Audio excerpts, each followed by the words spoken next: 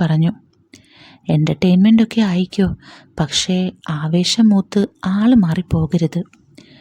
അപ്പോഴേക്കും പൊട്ടിച്ചിരിയായി. അമ്മയ്ക്ക് നാണം വന്നു. ചേച്ചി ഒഴികെ എല്ലാവരും കൂട്ടച്ചിരി. എല്ലാവർക്കും ആ തമാശ ഇഷ്ടമായി. അളിയനും ചേച്ചിക്കും ആകെ ജാള്യതയായി. ഉണ്ണി നാണം കെടുത്തിയ പോലെ അവർക്ക് തോന്നിക്കാണും. അളിയൻ കൈ ചേച്ചിയുടെ തോളിൽ നിന്നെടുത്തു. ഫ്രീ ആണെന്ന് എല്ലാവരെയും കാണിക്കുന്ന പോലെ മുന്നിലെ സീറ്റിൽ പിടിച്ചു. അത് പിന്നെയും ചിരിക്കാനുള്ള വകയായി. അവസാനം ചേച്ചിക്കും നാണത്തോടെ ചിരി വന്നു. ഉണ്ണി തമാശകൾ പറഞ്ഞ് എല്ലാവരെയും വരുതിയിലാക്കി കഴിഞ്ഞു. അതും ഇത്തിരി ഡബിൾ മീനിങ് ആയ കോമഡി ഇടയ്ക്ക് അടിക്കുന്നുണ്ട്. അച്ഛൻ ആദ്യമായി ഒരു തമാശ കേട്ട പോലെ അമ്മ ഇടയ്ക്ക് നോക്കി ചിരി തുടർന്നു. ബസ്സിൽ വന്നിരുന്ന പെണ്ണുങ്ങളെ വീഴ്ത്തിയതും ഇങ്ങനെയൊക്കെ ആയിരിക്കും. അമ്മ നാണിച്ചുപോയി.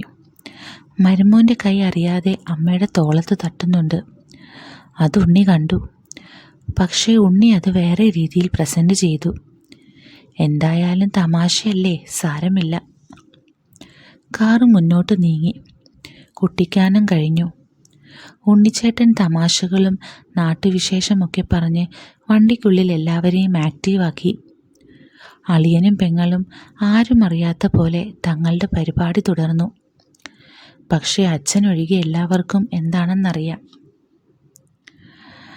അപ്പോഴാണ് അച്ഛൻ ചായ കുടിക്കാമെന്ന് പറഞ്ഞത്. വണ്ടി ഒരു കട കണ്ടതും ഒതുക്കി. അച്ഛൻ ആദ്യമേ പോയി എല്ലാവർക്കും ചായയല്ലേ എന്ന് ചോദിച്ചിട്ട് ചായയ്ക്ക് ഓർഡർ കൊടുത്തു. ഉണ്ണിച്ചേട്ടൻ അപ്പോഴും വണ്ടി ഓഫാക്കിയിട്ടില്ല. ഒതുക്കിയിടാൻ വേണ്ടി സ്ഥലം നോക്കുകയാണ്. ഞാൻ ചേച്ചിയെ നോക്കുമ്പോൾ അളിയനും പെങ്ങളും ഏതോ പാരലൽ വേൾഡിലാണെന്ന് മനസ്സിലായി. അമ്മയ്ക്കിത് മനസ്സിലായിട്ട് മുഖം എനിക്ക് നേരെ തിരിച്ച് വേറെ എന്തോ നോക്കുന്ന പോലെ ഇരിപ്പുണ്ട്. ചേച്ചി നല്ല മൂഡിലായിട്ടുണ്ട്. ഞാനത് നോക്കിക്കൊണ്ടിരുന്നു. പെട്ടെന്ന് അമ്മ താടിക്ക് തട്ടി. അമ്മയ്ക്ക് മനസ്സിലായി ഞാൻ നോക്കുന്നത്. ഞാൻ ചിരിച്ച് വണ്ടിയിൽ നിന്നിറങ്ങി. വണ്ടി ഒതുക്കിയ ഉണ്ണിച്ചേട്ടൻ ഞങ്ങളെല്ലാം കേൾക്കെ, എടാ അനി, ഇൻ്റർവെല്ലായി, ചായ കുടിക്കാൻ നിർത്തി, ഇനി നീ അല്പം റെസ്റ്റ് എടുക്ക്. ആ കൊച്ചു പോയി ചായ കുടിച്ച് എനർജി ഉണ്ടാക്കിയിട്ട് വരട്ടെ. ഞാനും അമ്മയും ആദ്യമേ ചിരിച്ചു. ശേഷം നാണത്തോടെ ചേച്ചിയും. ആകെ നാണം കെട്ടുപോയ അളിയൻ ഉണ്ണിയോട് അപേക്ഷിച്ചു, നാണം കെടുത്താതെ, അച്ഛൻ എല്ലാം കേൾക്കുന്നുണ്ട്, വില കളയരുത്. ഉണ്ണി പൊട്ടിച്ചിരിച്ചുകൊണ്ട് മറുപടിയായി പറഞ്ഞു, എടാ ഇതൊക്കെ ചുമ്മാ തമാശയല്ലേ, യാത്രയല്ലേ, ഇത്തിരി ചിരിയും കളിയും വേണ്ടേ, അല്ലേ അമ്മേ? അമ്മയ്ക്ക് നേരെ ഉണ്ണി ചോദ്യം എറിഞ്ഞു. അമ്മ, ഓ സാരമില്ല നീ, ഉണ്ണി തമാശയായി പറഞ്ഞതല്ലേ, ദേഷ്യപ്പെടണ്ട, പുതുമോടിയുടെ രസമല്ലേ, ഞങ്ങളാരും നോക്കുന്നില്ല, കളിയാക്കൊന്നുമില്ല, നിങ്ങൾ എന്തും ചെയ്തോ പോരെ. അമ്മ അളിയനെ ആശ്വസിപ്പിച്ചു. അപ്പോൾ അളിയൻ പറഞ്ഞു, ദേഷ്യമൊന്നുമല്ലമ്മ, ഇങ്ങനെയൊക്കെ ഉണ്ണി പറയുമ്പോൾ നിങ്ങൾ എന്ത് കരുതും എന്നൊരു നാണക്കേടുള്ളൂ. അച്ഛൻ എന്ത് വിചാരിച്ചു കാണുമോ എന്തോ.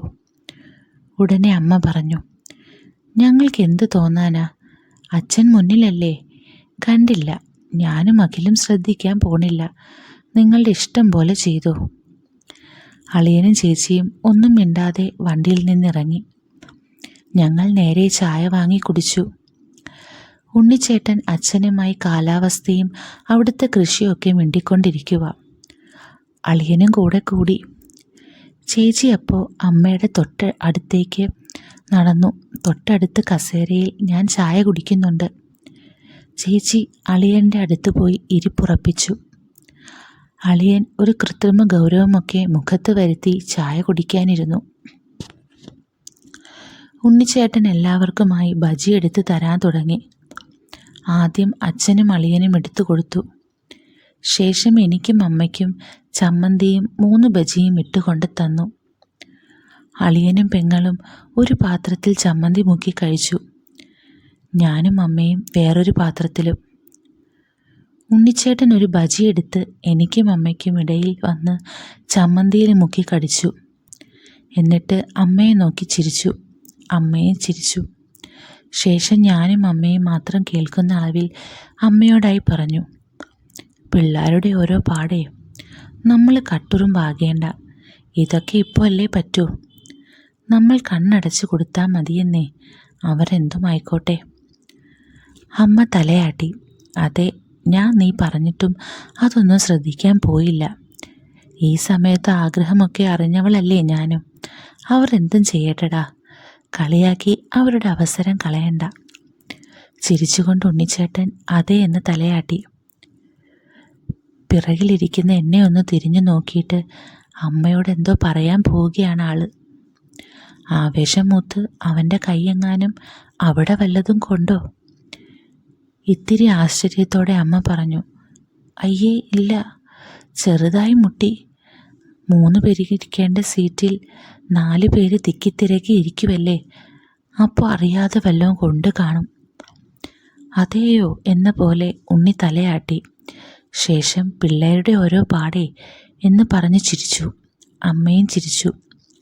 ശേഷം അമ്മയോട് വീണ്ടും അടുത്തോട്ട് പോയി ഒരു ബജി എടുത്ത് കഴിച്ചിട്ട് ചെവിയിലായി വശ്യതയുള്ള ചിരിയോടെ പറഞ്ഞു, ഞാനാണ് മരുമോനെങ്കിൽ അറിഞ്ഞുകൊണ്ട് മേത്ത് തട്ടിയേനെ. ഉണ്ണിച്ചേട്ടൻ കണ്ണുകൊണ്ട് അമ്മയുടെ നേർക്കൊരു എക്സ്പ്രഷൻ ഇട്ടാണ് പറഞ്ഞത്. അമ്മ ചുറ്റിലും നോക്കി ഒരു നാണത്തോടെ ചിരിച്ചു. ബസ്സിൽ വന്നുപോയ പെണ്ണുങ്ങളെ വളച്ച അതേ ഐഡിയ ഉണ്ണിച്ചേട്ടൻ അമ്മയുടെ നേരെ എടുക്കുകയാണ്. എത്ര പെട്ടെന്നാണ് അമ്മയെ അയാൾ വളച്ചെടുത്തത്. അഖിൽ അത്ഭുതപ്പെട്ടു. പുള്ളി ഇത്തിരി പിന്നിലേക്ക് മാറി സാരിക്കിടയിലൂടെ അമ്മയുടെ പള്ളയിലേക്ക് നോക്കി. അടിമുടി ഒന്ന് സ്കാൻ ചെയ്തു.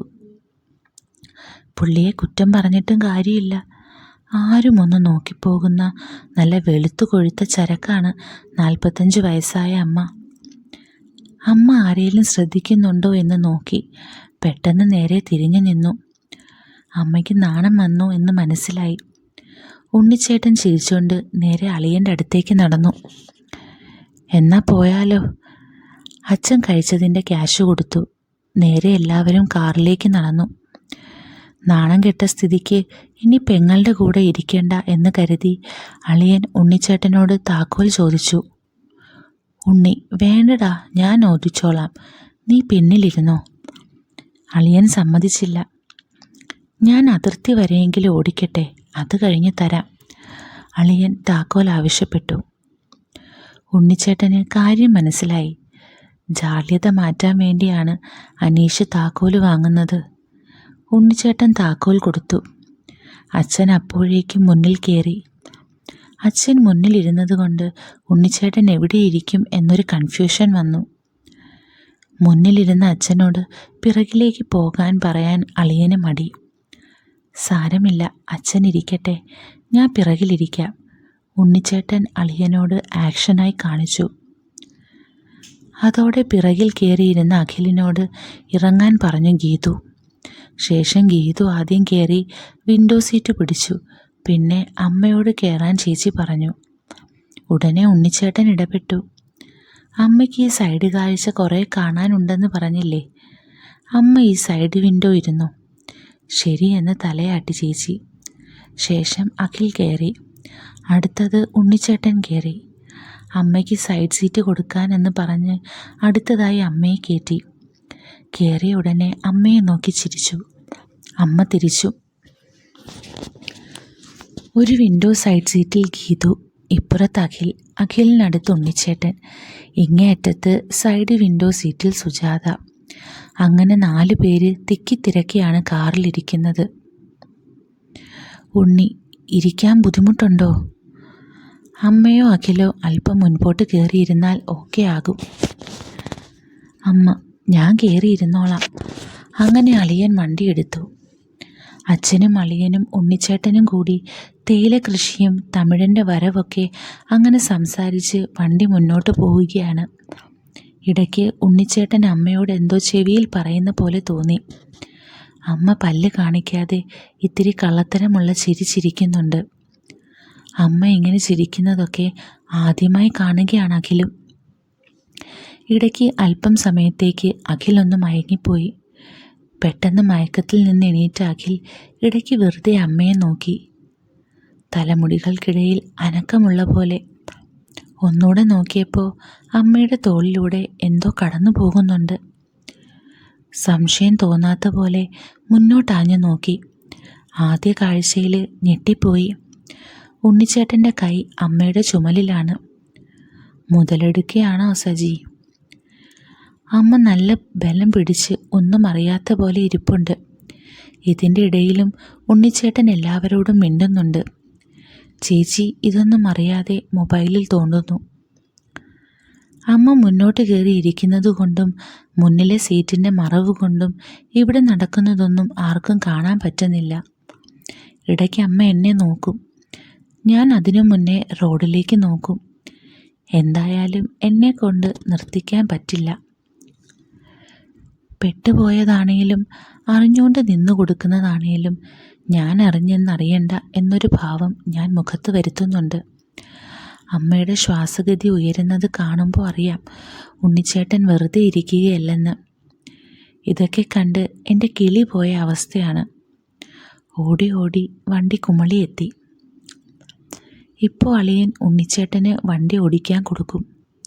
അതോടെ നിർത്തും എന്നൊരു തോന്നലിലിരുന്നപ്പോൾ അളിയൻ കുമളി കഴിഞ്ഞും ഇറക്കം ഓടിക്കാൻ തുടങ്ങി.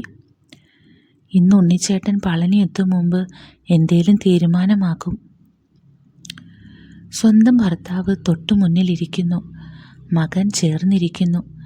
ഇതിൻ്റെ ഇടയിലും അന്യനായ, ആദ്യമായി കണ്ടിട്ട് അധിക നേരം പോലും ആകാത്ത ഒരാളുടെ സംസാരത്തിൽ, നോട്ടത്തിൽ ഒക്കെ അമ്മ വീണു പോയിരിക്കുന്നു. പെണ്ണുങ്ങളൊക്കെ ഇത്രയേ ഉള്ളൂ. എന്തെളുപ്പത്തിലാണ് അമ്മയെ അയാൾ വശത്താക്കിയത്. പരിപാടി തുടർന്നുകൊണ്ടേയിരുന്നു. സമയം സന്ധ്യ ആയിട്ടുണ്ട്. കാറിൻ്റെ ഉള്ളിൽ ഇരുട്ട് വീണിട്ടുണ്ട്. ഒന്നും ഇപ്പോൾ കാര്യമായി കാണാൻ പറ്റുന്നില്ല. ബാക്കി എല്ലാവരുടെയും ശ്രദ്ധ ഒരു തരത്തിലും അവരിലേക്ക് വരാതെ ഇരിക്കാൻ തമിഴ്നാടിൻ്റെ ഭൂപ്രകൃതിയും കൃഷിയൊക്കെ പറ്റിപ്പറഞ്ഞ് ഉണ്ണിച്ചേട്ടൻ ഇതിൻ്റെ ഇടയിലും അവരുടെ ശ്രദ്ധ മാറ്റിവിടുന്നുണ്ട്. ഇത്രയും പേര് ചുറ്റിലും ഇരിക്കുമ്പോൾ അമ്മയ്ക്ക് ഇത്രയും ധൈര്യം എങ്ങനെ? മൂഡ് വന്നത് കാരണം ബോധം പോയോ? ഉണ്ണിച്ചേട്ടൻ്റെ കൈയനക്കം ഇടയ്ക്ക് ചെറുതായി കാണാൻ പറ്റുന്നുണ്ട്. ഇരുട്ട് പക്ഷേ ഒന്നും നന്നായി കാണാൻ പറ്റുന്നില്ല. അപ്പോഴും എന്തൊക്കെയോ കാര്യങ്ങളിൽ ബാക്കിയുള്ളവരെ ഉണ്ണി എൻഗേജ്ഡ് ആക്കി. സമയം കുറേ മുന്നോട്ട് പോയി. ഫുഡ് കഴിക്കുന്നതിനെക്കുറിച്ച് അച്ഛൻ അഭിപ്രായം ചോദിച്ചു. കൊള്ളാവുന്ന കട നോക്കാൻ ഉണ്ണി അളിയനോട് പറഞ്ഞു. ഞാൻ ഒന്നുകൂടെ പിന്നിലേക്ക് കയറിയിരുന്നു. ഇടം കണ്ണിട്ട് അങ്ങോട്ട് അമ്മയുടെ പിന്നിലൂടെ നോക്കി. ഉണ്ണിച്ചേട്ടൻ ആള് കൊള്ളാം. എന്നാലും അമ്മയ്ക്ക് എങ്ങനെ ഇത്രയും പേരുടെ മുന്നിൽ വെച്ച് തോന്നി? ആരേലും കണ്ടുപിടിച്ച ആകെ നാണക്കേടല്ലേ? എനിക്കാകെ ടെൻഷനായി. ഉണ്ണിച്ചേട്ടൻ പറഞ്ഞു. എടാ അനി, പാട്ടിടടാ. അളിയൻ പാട്ടുപെട്ടി ഓൺ ചെയ്തു. രാജമാണിക്യ സിനിമയിലെ പാണ്ടിമേളം പാട്ടും കുത്തും പഞ്ചവാദ്യ തപ്പും തകിലും ആ പാട്ടാണ്. ആഹാ, സിറ്റുവേഷന് പറ്റിയ പാട്ട്. അച്ഛൻ ഫ്രണ്ട് സീറ്റിലിരുന്ന് മുൻപിൽ കൈ കൊണ്ടൊക്കെ തട്ടി പാട്ടിന് താളം പിടിക്കുന്നുണ്ട്. അച്ഛൻ ഇങ്ങനെ താളം പിടിച്ചോണ്ടിരുന്നു അച്ഛാ, അഖിൽ മനസ്സിൽ പറഞ്ഞു. പാട്ടിൻ്റെ ശബ്ദവും വണ്ടിയുടെ ശബ്ദവും കൂടുതൽ സൗകര്യമായി. അതോടെ ഉണ്ണിച്ചേട്ടന് ധൈര്യം കിട്ടിയ പോലെ തോന്നി. ഇടയ്ക്കിടെ പോകുന്ന ലോറിയുടെ ഹെഡ്ലൈറ്റ് വെളിച്ചം കാരണം എനിക്ക് ചെറുതായെങ്കിലും മനസ്സിലാകുന്നുണ്ട്. ഒരു ഹോട്ടൽ കണ്ടിട്ട് അളിയൻ വണ്ടി അങ്ങോട്ടൊതുക്കി. തൻ്റെ കാര്യങ്ങൾക്ക് തടസ്സമായെന്ന് മനസ്സിലായ ഉണ്ണി വേറെ കടയില്ലേടാ എന്ന് അളിയനോട് ചോദിക്കുന്നുണ്ട്. ഇത് കുഴപ്പമില്ലാത്ത കടയാണെന്ന് തോന്നുന്നു, നീ പോയി നോക്ക് എന്ന് ഉണ്ണിച്ചേട്ടനോട് അളിയൻ പറഞ്ഞു. ഉണ്ണിച്ചേട്ടൻ ആകെ കുടുങ്ങി. ഹൈപ്പർ ആക്റ്റീവായ, എന്ത് പറഞ്ഞാലും ഓടി ഓടി ചെയ്യുന്ന ഉണ്ണിച്ചേട്ടന് ഇപ്പോൾ സീറ്റിൽ നിന്നും എണീക്കാൻ മനസ്സില്ലാത്തതുപോലെ. എല്ലാവരുടെയും നോട്ടം അങ്ങേരുടെ നേരെയും. കുടുങ്ങിയെന്ന് ഉണ്ണിച്ചേട്ടൻ്റെ മുഖം കൊണ്ട് എനിക്ക് മനസ്സിലായി. അമ്മയ്ക്കും ടെൻഷൻ. പെട്ടെന്ന് ഉണ്ണി വണ്ടിയുടെ സ്റ്റിയറിംഗ് സൈഡിൽ എന്തോ ലൈറ്റ് കത്തുന്നതെന്താ എന്ന് ചോദിച്ചു. അപ്പോൾ അളിയൻ്റെ നോട്ടം അതിലേക്ക് പോയി. അപ്പോൾ പുള്ളി വാതിൽ തുറന്ന് ചാടി ഇറങ്ങി. എന്നാ ഒന്നും നോക്കണ്ട, ഇവിടെ കയറാമെന്ന് പറഞ്ഞു. അതോടെ അളിയൻ വണ്ടി ഓഫാക്കി. അച്ഛനും ഇറങ്ങി ചേച്ചി ഇറങ്ങി. ഞാനപ്പോൾ അമ്മയെ നോക്കി. അമ്മ പതിയെ കാറിൽ നിന്നിറങ്ങി. അമ്മയുടെ മുഖത്ത് കള്ളലക്ഷണമുണ്ട്. അളിയനപ്പോൾ ഏതോ കോളിലാണ്. ചേച്ചി അളിയനോട് ടോയ്ലറ്റ് പോകണമെന്ന് പറഞ്ഞു. അവർ രണ്ടും എണീറ്റ് പോയി. തമിഴ് വായിക്കാൻ അറിയാത്ത അച്ഛൻ തമിഴ് പത്രം എടുത്ത് മറിക്കാൻ തുടങ്ങി. കടയിൽ തിരക്കുണ്ട്. ഓർഡർ എടുക്കാൻ വരുന്നതേയുള്ളൂ.